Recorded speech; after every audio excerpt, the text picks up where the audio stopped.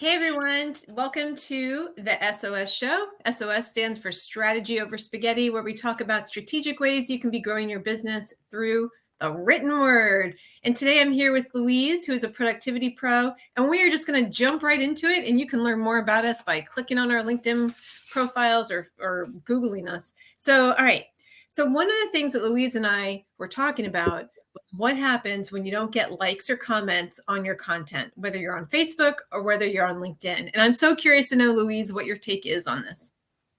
Oh gosh, it really used to affect me. If somebody, if I posted something and nobody liked it or commented, it used to make me think, oh my gosh, nobody likes my content, or it's rubbish, or, but I don't feel like that now. I kind of like think, well, especially if it's something about like what I do, it's not the sort of thing that people like and comment anyway, but it goes in. So it's like a vanity measure, isn't it, really, likes and comments. So it's like that whole kind of divorcing yourself from kind of the outcome of a post and just posting it and seeing what happens and playing with it. I once put a post out and it just bombed, like literally nothing happened. And then a few months later, I put the same post out and like it just went crazy. It was like my phone was pinging like mad. So you just don't know, do you? It's not necessarily your post. It's sometimes the time of day that you post or who's online at that time. If somebody likes or comments, then their audience see it. So then different people see it at different times. So you just don't know. It's the whole algorithm thing, isn't it? It is. And I heard a rumor, I don't know if it's true, but I heard a rumor that the polls that had been so popular on LinkedIn, or that probably still are temporarily popular, might be reduced in the algorithm by LinkedIn. So I'm curious if anyone's watching this and has something that they want to add about that, let me know. And also let us know, do you ever use polls? Because those have been very effective for me as a way of getting to know my audience better, and also even getting some useful information about what people are struggling with, or what they might find challenging to understand about what it is that I do. And that's helped me inform. I then take that information and use it to create other kinds of content just to understand, taking into account what people don't understand. So anyway, so polls can be really useful, but they're going to not make them as visible as they used to be. So I think they've got a little bit of a bad press, haven't they? Because people have used them to ask things like, "What are you having for dinner today?" or what, and so they've got a little bit of a bad press. But people, if you use them, like you say, to find out about like your audience, I think the last masterclass I did a poll to find out what people wanted me to do, and it was probably my most attended masterclass because I'd asked. So it's massively useful for that, isn't it? But they're going to reduce them. Apparently they are, or they might have ways that they're going to float some to the top that they deem useful, and then others, like the ones you're talking about dinner, maybe those go down. I read this in an article that was in Search Engine Land. In case anybody wants to go to Search Engine Land and look for that article, you can read the little snippet that was written about it. I love that idea. I think that's actually a great tip for any watchers to take away if you're planning a masterclass or something that would really truly provide valuable information to your audience. Asking people what they most want to learn can be useful. I might actually do that myself now that Louise has shared that idea. And we can always be learning from each other, which is great.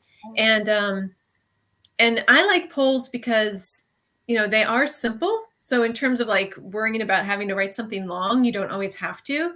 You can always share them to your business profile if you have one. And I just have a poll on my profile right now about whether people like to send or receive a message in the DMs on LinkedIn, or whether they just prefer not to receive one.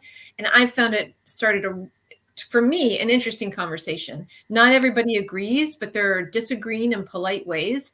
And it's really helped me see, okay, now I see what someone else's opinion is on this. And I can take that into consideration to how I choose to use LinkedIn, and thinking about what I like to receive versus what they like to receive. So it's been really interesting. You can start fascinating conversations that way. And because it's not just all about, it's about it's about starting those conversations so you can get to know people. And I think the polls have a lot of opportunity for that. It can also help you be more consistent because they are simple to create once you figure out the question you want to ask. So I want to move a little bit into consistency, which is the main topic of today, and just say, like what I found to be consistent has helped with being consistent is to batch things throughout the week. So I think of it in terms of like, if anyone ever use Photoshop, they have batch processing where you kind of do one task all at the same time. So I consider myself, doing the same for myself, which is I'm going to take these, this hour and come up with ideas, or this hour and write,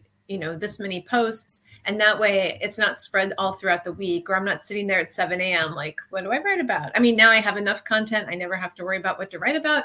But if you're starting out, or you need to change a lot of your content because you're doing something new, then it can feel overwhelming because we think, oh, there's so much to do. So anyway, I'm curious, like, what do you find as ways, because I know you work with people on productivity. What are some of the ways that you find, being consistent, to be consistent? How do you do that? I think exactly like you've just said about batching, and I do all my writing and encourage my clients to do all my writing in a big batch, because like, as you say, if you just do half an hour here or half an hour there, you're just getting into it and you're just getting stuck in, and you've got to extract your brain and go and do something else. So, having an hour or 90 minutes where you just write, because I think you underestimate just how many words your business needs, because you've got emails that you need to write, you've got social posts, sales pages, website tweaks. It's so many words that you just really underestimate it. And just, batching that and going, right, I'm going to spend an hour and a half writing, because I know that I've learned from you that sometimes if you're not in the zone, just write and just start writing. And also just not starting with a blank page as well. If I start with a blank page, I haven't got hope. So if I've got some sort of prompt or an old post, it just massively helps to have something to tweak, because then it just seems to flow a little bit better. Mm-hmm. But I also have each day in my Trello boards, like my social media jobs in a checklist, so that I know that I've done them. And things like, adding connections and engaging, you can be doing that anywhere. And but then if you haven't got it there to tick off, it's something that you might forget if you don't have a habit, or if you don't, like, as I say, tick it off. So I've got like a little checklist which has got like add connections, engage, add a testimonial, just those jobs that, you need in order to be consistent, because this is what we're talking about, isn't it? Being consistent. And, things don't happen overnight on social media, do they? You have to show up. If you don't show up, things can go. So just, making sure that you just, even if things aren't happening, if things seem to be like really, really slow, just keeping going and trusting that, you are being seen by people. Definitely. That's the main thing. Just, having those checklists and going, right, I'm going to do these jobs today on social media, tick, tick, tick. And then tomorrow I'm going to do them again. And then I'm going to keep doing them. Yeah. And it's just like anything you do. For instance, I just began recently lifting weights. It seemed like nothing was happening forever, but then eventually I was like, oh my gosh, I have a muscle. So then that was pretty shocking. So, but the point is, you just keep going. And then, because as you keep going, you learn more and more about whatever it is you do, whether it's writing, whether it's, working out with weights, whether it's running, whether it's learning how to cook French food, or whatever it is that you want to do in life. You kind of have to just sort of dive into it at some point. How do you make a great pizza? Well, you have to just sort of try putting some dough together using some directions, and then eventually, like, you're like, all right, now I have to work on making the sauce better and what kind of cheese. And so it's just like that with writing. But I feel like people sometimes overcomplicate it a little bit, and think that it's like this big scary thing. And I think some of the reasons people might feel uncomfortable about writing is that sometimes they're worried about what their colleagues will think, especially for individual service providers who might be starting their business after working in corporate land for a long time. They'll kind of look around LinkedIn, especially, not so much on Facebook, but they'll look around LinkedIn, which is supposed to be like a professional platform. And they'll say, oh, what are my past colleagues going to think? Well, some of them are going to think, they're going to think all different kinds of things, and we can't control what they think. But I know with me, Probably some thought things, maybe some of them thought it was silly. I don't know. Nobody told me that, but I certainly don't know if anyone did. But what I did notice is a number of people reached out to me and said, it's so cool that you started your own business. Can you tell me more about that? Like, how did you do it? Or other people would reach out to say like, oh, can you help me with this project? So those are different ways that, those are just some examples just to show that you don't have to fear what your past colleagues are going to think, because you're doing your own thing and it's your life. And so you get to choose to do that. So if you feel a little nervous about it, don't worry. And then also some people are like, what if I have a typo? Well, you know what? I probably have dyslexia because I haven't been tested, but I definitely switch the letters around. And then sometimes like with math, I switch the numbers around. So I have to be really careful and like go slowly with math calculations and so on. So I'm like, if I can do it, and I'm a writer who helps other people write, and I have like a little bit of, this dyslexia or whatever it is, where I scramble letters sometimes, then I feel like, you know what, sometimes I do have a typo. I try not to, but I also don't try to look like Superwoman, and I'm not perfect. So I'll just go fix it and move on with my day. But I used to get really wrapped up in knots, like you were saying, how you felt a long time ago about likes and comments. That's how I would feel about typos, and I'd be kind of stressed out about it. But now I'm like, I do the best I can. I run spell check. I read it through a couple times. Sometimes one still slips through, and that's just something I have to deal with, and that's okay. So and that's what the edit button's for, isn't it? Yeah, we've all done it. We've all like written something, posted it, and gone, oh, that's what the edit button's for. Yeah. And because sometimes I get inspired and I write straight into LinkedIn. I enjoy it. I like doing that because then I feel like I'm really like, I know my audience is on the other side. I don't always do that now, but when I first started, that's how I was creating all my content, and I had to like copy it over. So now I'm like, oh, don't do it the hard way. Just write it in Word first, and then or Google Docs, and then move it over. But back then I didn't, I did it a different way. So anyway, those are just some of the things that are good to know about. And one of the things I love about productivity, well, one of the big complaints I hear about writing is that it takes so long. And I know that you have some ways of helping people save time using Trello. And I know you came in and you taught a bunch of my students about it. So I'd love to hear, what you would suggest in terms of, in addition to the checklist, like what are some other like strategies or tips that you would have around that? I would say definitely using Trello to like put down your processes for like your repetitive tasks. So if you've got like a process for whenever you do like say your 5-day challenge, or whenever you do a masterclass or a roundtable like you do, having a checklist of how you do things, who does it and where, and just making sure you stick into it really. And also I wrote a list. What have I got here? Oh yeah, we're talking about social media posts, aren't we? So having a social media content board is just like absolutely magic, because I don't know about I'll just put this down because I'm massively spilling Coca-Cola off my keyboard. Just want to say that it is Coca-Cola because I've just been aware that I'm drinking Coke out of a wine glass, and I'm like, oh, everybody's going to think she's a winer. So yeah, having a social media content board, and having all your posts, so like having that process like you say about writing your posts, posting them in LinkedIn, Facebook, Instagram, wherever you're putting them, but then saving them as well, so that in 3 months, in 6 weeks, however long you feel comfortable with repurposing, you've got them again to go.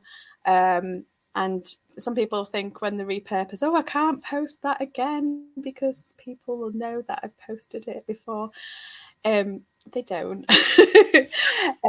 So if you post something twice, it'll be different people seeing it. If they did see it, they'll probably think, oh yeah, and something will resonate again, because if they're your ideal client, they'll go, oh yeah, and something will click with them, like maybe it's the second or third time. And also people don't really follow you that closely that they know that every single piece of content that you've ever written. And if they do, they might be a little bit of a stalker, I think. Yeah, I think when people get onto social media platforms, they do tend to think, oh, well, I can't repeat because people are going to see that. But you know what? There's so much content out there that it does take people a while before they're going to be able to see it.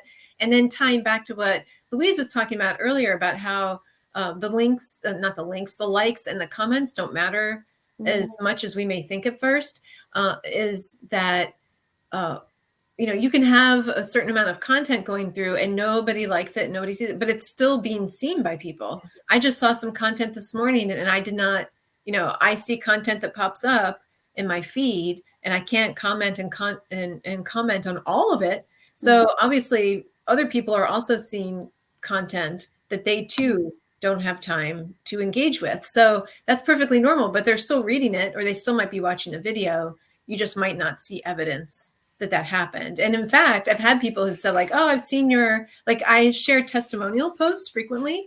They don't usually get a whole lot of engagement. They'll get like a few likes, maybe a comment here and there. But they're not really meant for engagement. It's more just for people to be able to see, yes, Deborah truly can help people and she has experience with this.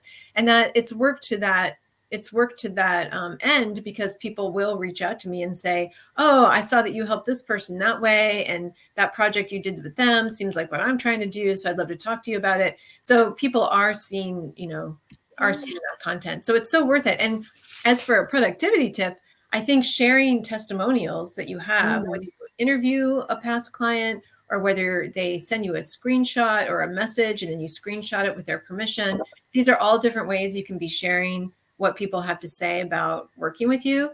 And that sort of opens up a window into your business world that allows other people to look in and say, okay, this person knows how to do this work. I feel comfortable reaching out to them, because people don't want to reach out if they don't think you can do what they need, because everyone's, short on time and et cetera, et cetera. So. And just interestingly, what you were saying about, people seeing your posts and stuff, just this month, I've had about 3 or 4 people in my inbox that I don't recognize their names at all. So I normally kind of recognize people's names as having liked or commented or, having had some sort of interaction with them on social media. But these names that have kind of come into my inbox saying, can I work with you? I don't know them. So they've obviously seen me and see what I do and, looked, and people follow you for a while, don't they, before they buy, because they want to get to know you. They want to, as you say, want to see your testimonials and see that you can do the things that you say you can do.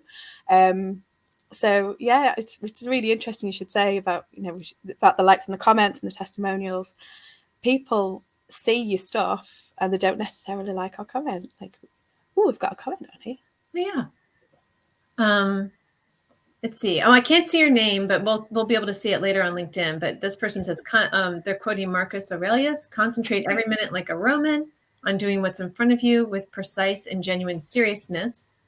And then on freeing yourself from other distractions. This is a great quote. So go look at this quote, because this is extremely inspiring and is basically, I think what we're saying is that you move forward and you take the actions and you can't think too soon about what the outcome is. A lot of times people give up too soon because they'll think, I posted something and no one said anything or no one commented. But it's like, well, you posted one time and it's a platform with like hundreds of thousands, if not a bazillion people on it. So it does take a while to get seen there. And so you have to have faith that the actions you're taking are going to add up and help you in the future.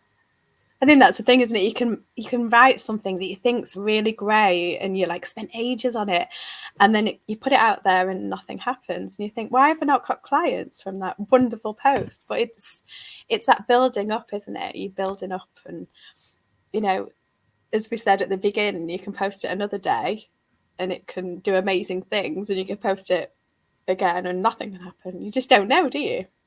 Yeah. And it's sort of interesting how I feel like as adults, we can learn something from babies, because babies take that tottering step. I was just at a restaurant the other day and saw this baby who was trying to walk, and the baby kept falling on his bum. And, but he didn't care. He was laughing. He's like, ha, ha, ha. He fell down, they're all squishy and they're so low to the ground, it doesn't hurt them very much. So and his grandmother would help him get up again, and he'd start to walk again. And then he might fall down again when she was like letting go to let him figure out the balance. But you know what? The baby was not like, you know what? I fell down, so I'm never going to walk again. Like the baby. Exactly. And eventually, the next time I go to that restaurant, maybe I'll see the baby, and the baby will be older and like running around and, then eventually throwing a football. But you don't start out like throwing the football around or kicking in the UK. you start out with like all the tottering and the falling and everything, and then eventually you get to the walking, and then you can kick a soccer ball or a football, and then you can throw a baseball or something like that. So it's like we keep building on those different skills. So I like to tie it back to things like in our non-business life, because sometimes people think business is this whole other world where it's like everything should work right away, and it just doesn't work like that. So anyway, but that's not to say that it won't work. You just have to give it some time. And then one other point that I really want to make that I think is so important, this isn't strictly about consistency, but it's more about like if you're doing something and it's not working, it might not be you. So a lot of times people will be doing something like maybe they're trying to sell a certain thing or add a certain service and it's not working. It just might be that people don't need that as urgently as you may have originally thought. Or maybe it's the way that maybe it's the words you're using to describe it. Or recently I saw that somebody was describing their process, but they weren't talking about what the result was and what people would walk away from. And that's an early mistake I made like a decade ago too. So I think it's a very common mistake for people at a certain stage in business where they may not describe what people really get. They're busy describing, hey, here's my process. Anyway, so just something for people to think about if you're on the earlier side of starting a business, just something interesting or something useful to think about when it comes to your content. Be sure you're describing clearly what it is that you're doing for people. So I remember when I was working with you on the dream client formula, it was always kind of like talk about the outcomes, like what transformation can you make? How can you take a client from A to B? Because that's the process, isn't it? But what will happen? Where is the client at? And where will they be at the end? Yeah, definitely. So this person says, be indifferent to the outcome, but do your best to influence the outcome you want. I love that. So thank you for putting that in the comments so everyone can see that here on LinkedIn. Anyway, I know this is also streaming to Facebook. So if you're on Facebook, you might not see it. So let me just read this out loud. Be indifferent to the outcome, but do your best to influence the outcome you want. Learn from the outcomes you didn't want and celebrate the outcomes you did want. I love that. We can't see your name, so I can't credit you. So feel free if you want to put your name in the comments, then I can actually say like, here's who said this. But I'll be able to see on LinkedIn later who. Yeah, it's StreamYard, isn't it? It doesn't always show names. Yeah, with StreamYard, you have to give permission or something, which makes sense. This is fantastic. Anything else that we should cover? Do you feel like we've wrapped it up and we've covered the main points about becoming more consistent? I made loads of notes before I came on. Yeah, I was going to say also this week, if you follow me on LinkedIn or Facebook, you'll know that I've just got a puppy and I'm absolutely deranged because the puppy doesn't sleep. And also the puppy is nicely asleep now, so I've been able to do this without any disturbances, which is amazing. But I'll be sitting down to do something and just look over and find the puppy with, I don't know, one of my daughter's toys or a sock or a glove, or, he is into absolutely everything. So my Trello board of like repurposed content has just been, incredible this week. So I would just say to people, have a little stock of posts for these emergency times. So like this week I've managed to still be consistent, even though I've like not really 100% had my head in the game. So I just really recommend that to any business owner to have a stock of posts. And that's all I want to say. Yeah. And then to build on what you say, I really recommend that people have a variety. So sometimes we can get into a groove where maybe we're always sharing a testimonial, we're always sharing a quote, we're always sharing a story. Each one of those can be really interesting in amongst the others. But if we're only doing one of them day after day after day, it can become a little bit like, okay, here's another one. So like if someone's really following you closely because they're interested in working with you, having variety can be really useful. And I noticed that today, for instance, Louise has had an action post, which was inviting people into working with her in this 90-minute productivity session she has. Yet she also had some posts in there about her puppy, her new puppy, and like the the change that meant for the family, and then, like what she was doing to be productive despite having the puppy, and batching her calls together and so on. So she was giving some information as well as sharing something personal from her life. So it was more interesting than if she was just like, do these 3 things, and because she was weaving in a little bit of detail from her life as well. And so it kind of just made it different. Like in 6 months, she's not going to be writing about the puppy anymore. It'll be something different, right? So we're never going to get bored hearing from Louise, because she's sort of writing from the daily life as well. And that just adds a little bit of interest, makes it more personable, makes it more anti-boring. So that's just something for you guys to think about too, is, what could you take from your daily life that's not too personal, but would actually be personable, and allow people to see a little bit more about what you like to do. Like one of the posts I might do is we went to the University of Maryland, and we fished little tiny rubber terrapins out of the college's, they were fake terrapins. And if you fished out 5, there were so many, so it was like easy to fish out 5. If you fished out 5, you could take it, keep one, and like you get a little prize. So I was like, okay, I'm kind of old to be getting a little plastic prize, but I did it anyway because I was with my daughter. So I was like, yay, I got my little terrapin. It was fun, but I'm probably going to write a post about that, just to like kind of show that like I have a life, I'm not just like a robot, I have a life. So Oh, that sounds great fun. just to show like, hey, the family out having fun. Now, does that mean like, the post just helps people see who you are as a person, basically, so it's good to have those as well. Oh, and our commenter for that was Brady Pasola. Thank you very much, Brady. We appreciate that I'm able to give you credit for saying that. Yeah, so thank you for sharing your name. This is great. Louise, thank you so much for being my guest. It was great. Thank you for asking me to come on. Yeah, sure thing. We're going to be doing these shows, not we necessarily, but Louise will be coming back as a guest, I hope. I'll be here doing these shows every Wednesday morning, the SOS show, so feel free to tune in. They're going to happen on this platform that you're watching it from every Wednesday morning. All right, take good care, everyone, and I will talk to you soon.